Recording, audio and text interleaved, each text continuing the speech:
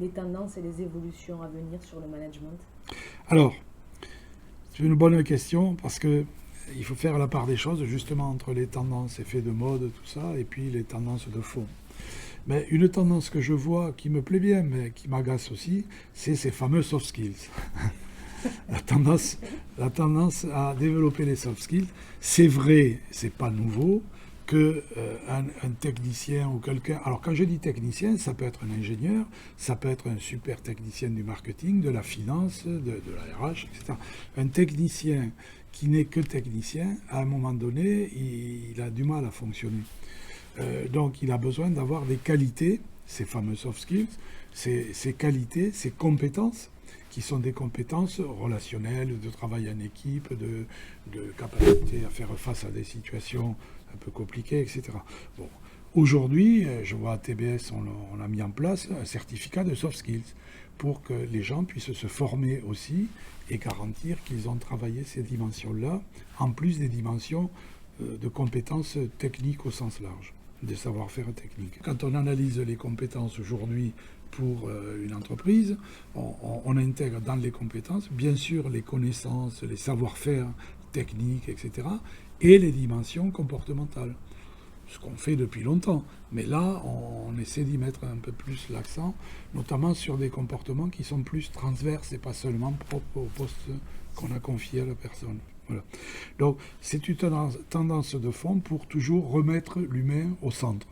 Chez Airbus, on a entendu ça avec l'ami Baril, le DRH Group, remettre l'humain au centre. Mais encore faut-il que la capacité à mettre l'humain au centre soit compatible avec la conjoncture et les contraintes économiques, évidemment. Donc c'est toute une difficulté. Une des difficultés, je l'ai vu beaucoup dans le milieu financier et bancaire, c'est le fait qu'on a mis quand même en place beaucoup de processus, de macro-processus, de procédures, de systèmes de contrôle face notamment aux risques dans le milieu financier.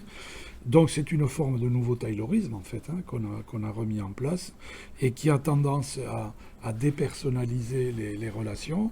Ça réactive les réactions, les comportements bureaucratiques qui fait que pour avoir 3 stylos, il faut faire 2 demandes en 3 exemplaires, etc. Et tout ça, c'est contraire.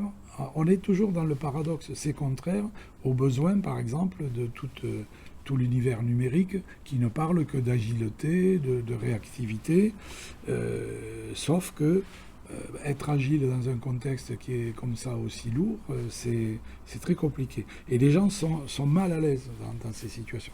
On est toujours mal à l'aise quand on est pris dans un paradoxe, hein, c'est clair. Voilà. Et puis, bon, évidemment, il y a toujours cette pression du résultat à court terme, notamment pour les entreprises qui sont cotées en bourse, mais pas seulement. Résultat à court terme par rapport à la nécessité d'avoir une logique entrepreneuriale plutôt long terme, comme on le voit d'ailleurs dans les entreprises familiales. Les entreprises familiales, c'est Peugeot, c'est Bolloré, c'est Pernod Ricard, c'est ça, hein, les entreprises familiales. C'est pas que même la PME du coin. Mais ils ont une logique industrielle long terme, ce qui fait qu'ils passent beaucoup plus facilement les crises d'ailleurs.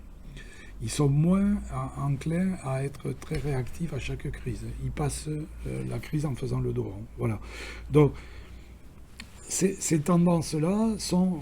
La tendance, je dirais, c'est être en permanence dans des paradoxes, quoi, entre ce que l'on veut faire, ce que l'on voudrait faire et ce que l'on peut faire compte tenu du contexte.